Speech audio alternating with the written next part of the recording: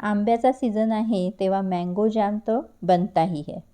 त्याच्यासाठी इथे 6 आंब्यांचा रस मी इथे काढून घेतलेला आहे. रस थोडासा गरम झाला की त्याच्यामध्ये आपण साखर घालूया. इथे मी पाऊण कप साखर घातलेली आहे.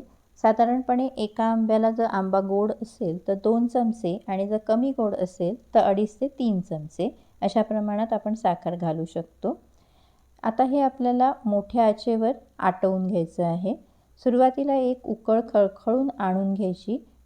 आता हा उकळायला सुरुवात झालेली आहे आणि इथे मस्तपैकी आता ही उकळ आलेली आहे. जेव्हा ही उकळ आली तेव्हा आपल्याला गॅस जो आहे तो लो करायचा आहे, मंद आचेवर करायचा आहे आणि पुढची सर्व प्रोसेस आपल्याला मंद आचेवर करायची आहे.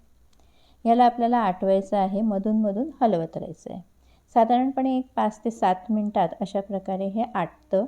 आता हा थोडासा असा ट्रान्सपरंट झालेला दिसतोय. अशा वेळेस आपल्याला लिंबाचा रस घालायचा आहे. एका लिंबाचा रस इथे मी घातलेला आहे.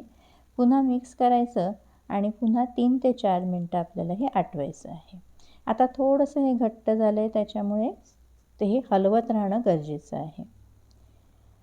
अजून एक 2-3 मिनिटामध्ये हे घट्ट होईल आणि आपल्याला त्या शेवटी हा जो घट्ट झाला आहे त्यानंतर एक छोटा चमचाभर तूप घालायचं आहे. तूप घातल्यामुळे एक छान त्याला चकाकी येते.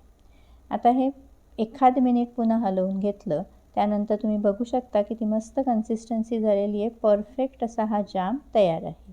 एकदम सोपी रेसिपी आहे आणि हेल्दीसुद्धा आहे. त्याच्यामुळे नक्की करून बघा.